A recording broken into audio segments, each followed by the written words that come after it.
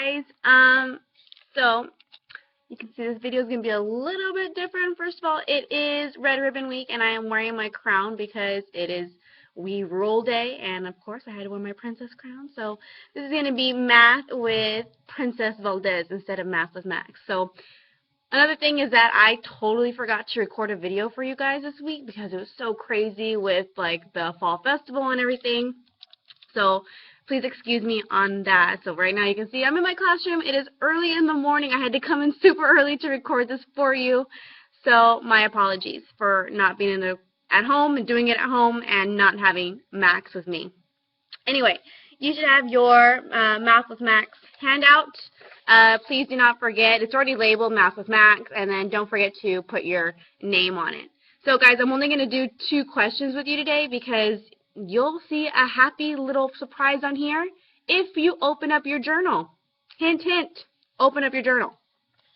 Anyway, so I'm going to start with number 1, right underneath here, right here, where it says Mr. Chavez. So, number 1, Mr. Chavez paid $14.32 total for 8 protein bars. If each protein bar costs the same amount, how much did 1 protein bar cost? First of all, there's already a key word in there. You should recognize as the word each, and we know that each can mean 2 things. In one case, it can either be multiplication or it can be division. So if you're confused on which one it is, also you can think about this. They want to know, they gave you several. They told you that 8 of them, but they want to know for 1 of them. So if they're going from several or many to just 1, and they just want to know the price of 1, then that tells you that you're going to divide. So if you're going from several or many to just 1, then you're definitely going to divide here. Okay? So that's another key to tell you the difference between each when it's either multiplication or division. So he paid $14.32 for the 8 protein bars. So this should be your setup right now because you want to find out for just 1 of those bars. Okay, so we are dividing a decimal. So what is our first rule of dividing decimals? Woo woo. What do you need to do? Raise the roof. Put that decimal on top of the house, okay? Because that's the first thing you're going to do. If you don't do that, we already know our answer is going to be wrong. No good. So I'm going to put my decimal on top. I'm going to raise it to the roof. And make it really big and bold, guys, so that you don't forget that it's there. Okay, so I did mine nice and big.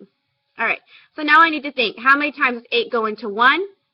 Well, 8 is greater than 1. So that means that 8 cannot fit into 1. So right here, I know I need a 0. Okay. Now I need to think, how many times does 8 fit into 14? Okay, well, I have to think of my multiples of 8. 8 times 1 is 8. 8 times 2 is 16. 16 is greater than 14, so I can't go all the way to 16. So I can only go to 1. So 8 times 1 is 8. It can either be equal to 14 or less than 14. It can't be over. 16 is too much, so we can only use 8 times 1. So now I'm going to subtract 8 from that 14.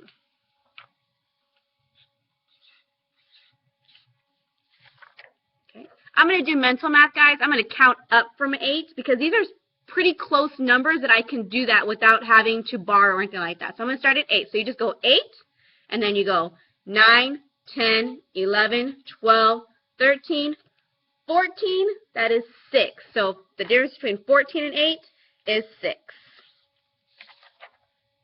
And I'm going to bring down that 3. Okay. Now I need to think, how many times is 8 going to go into 63? Well, I know that 8 times 7 is 56, and 8 times 8 is 64. So since 64 is too much, I have to use 8 times 7, which is 56. And that 7 is going to go on top of your 3, just like so. So 8 times 7 is 56.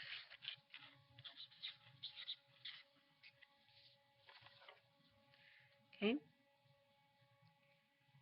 And if you want to borrow here, you can, but you don't have to. So like, for example, I know that to get from 56 to 60 is 4. And then from 60 to 63 is 3 more. So 4 plus 3 is 7. I know the difference between 63 and 56 is 7.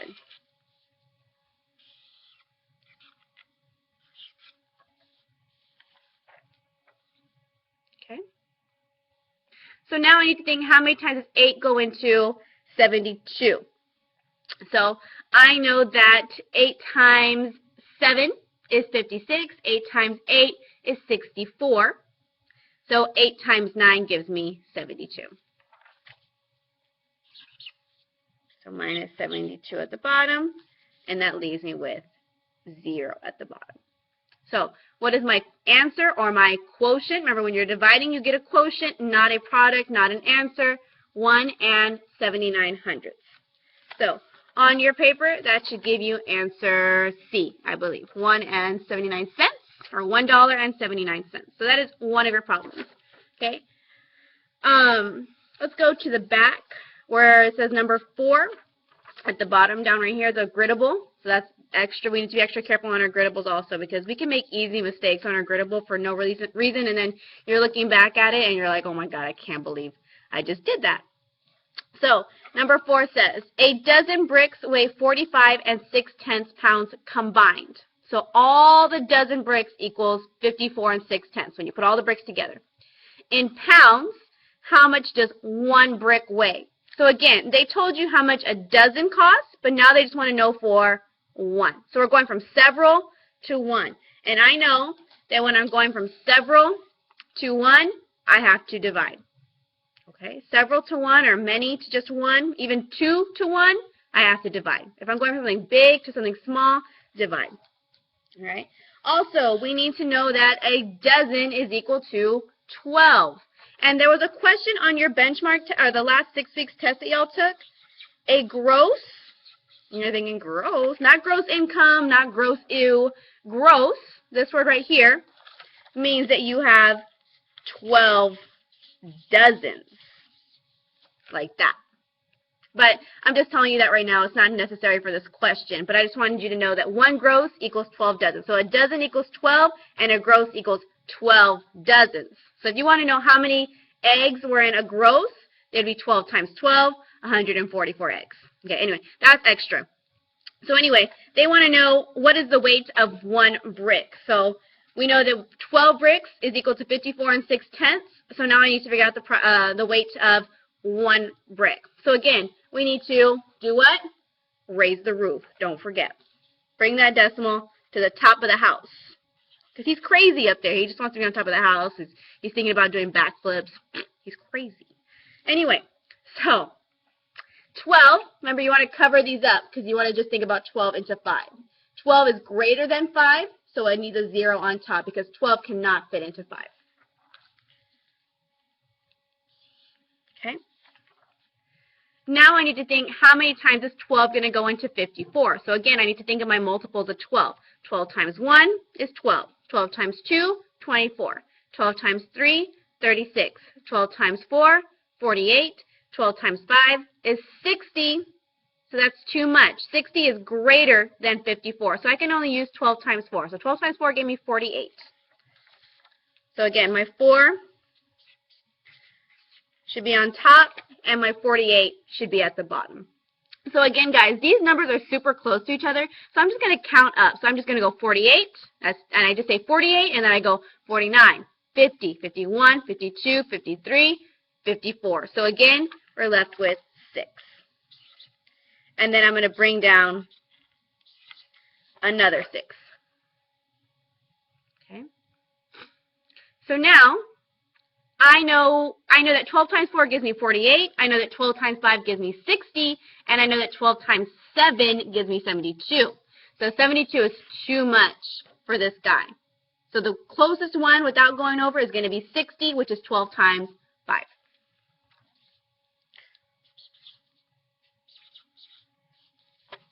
Okay, so here we should have a 5, and here I should have 60. So when I subtract here, 66 minus 60, I'm left with 6. Okay. However, guys, this 6 cannot be a remainder. Remember we talked about this? If you have a decimal, you can't have 4 and 5/10 remainder 2. It doesn't work that way. Once you have a decimal, this is part of the remainder, so you have to finish it. How can I finish that? Okay, I already have a decimal. What can I add here to help me finish the problem? If you said annex 0, than your cool beans because that's exactly what we need. So here I'm going to add an annex 0, and I'm going to bring it on down to give me that 60. Okay? That little imaginary 0 that just kind of helps us out and lets us finish the problem. Okay? So now I know that exactly 12 goes into 60 exactly how many times? It told me right here, which was 5 times. So minus 60, and now I'm left with 0 at the bottom. So my quotient here is 4 and 5500. So the weight of one brick is 4 and 5500. Okay? Guys, a good thing to remember about annex zeros is that when you have to add an annex 0, it should never have to take you past the 100th place. Here's the 10th place. Here is the 100th place. Very rarely are they going to test you. I don't even think they will. They won't test you going past the 100th place when it comes to annex zeros. I don't mean they're never going to talk about thousands place. I just mean that when it comes to an annex 0, they're most likely never going to go past the 100th place here. Okay? But you do have to remember that once you have a decimal, you can't have a remainder. You have to add in that 0. Alrighty? And you also can't forget to raise the roof. That's super, super important. Alright, so answer here is 4 and 5500. But guys, this is a griddable question. So please, please, please make sure that when you grid it in, you are putting the numbers in the correct place because I will count it wrong if it's not graded correctly. Okay? So I did 2 questions with you right now, but technically, again, hint, hint, hint, check your journal. I have done, I believe, 5 with you. So that is about half of the questions that you have in total. A few on one side, a few on the other. So again, I apologize for not having Max with me, and I apologize for not taking the time this week to be more prepared for you. But I got it done, and it's barely 7:20, so I will see y'all actually in about 20 minutes. Anyway, so have a good week. Have a safe, safe Halloween. Check all your candy before eating it because, unfortunately, there's some bad people out there, and we need to be extra careful, okay? Make sure all your candy is, like, sealed up. There's nothing opening. Don't be eating crazy things you've never seen before. Alrighty? Because I care about your safety, and I just really want to see you back here on Monday, okay? Because I love you so much. And, yeah, have a good day. Don't forget to pay your $1 for the dance. Oh, and pickles 50 cents.